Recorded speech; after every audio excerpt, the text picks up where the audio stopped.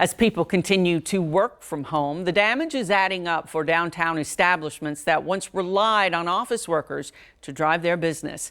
LEX 18's Michael Burke spoke with a few who are barely staying afloat. Empty parking spaces and hot lunch spots that have cooled off a lot since March.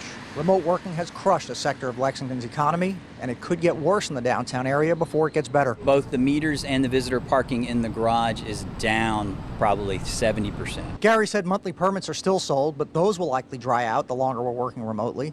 But his real concern is what these empty spaces connotate during normal business hours. If someone's not parking in the meter, then they're not downtown doing something else. So we're concerned for our restaurants. Something like eating lunch at Sawyer's Downtown Burgers. You're used to feeding between 160 and 250 people a day at lunch in 2 hours. Yesterday, Jim served just 38 customers in the same time frame. Solely because I've lost this lunch crowd. Across from the courthouse, there are many attorneys who would argue that Sam's is the best hot dog in town. And these days, no one is even around to object. We're down about 50% since all of this started. And that's forced owner Jenny Tobin to cut staff to make up for the difference. Think of all the lost revenue from those mid-morning coffee breaks, all the lunch hours, the unused parking stalls.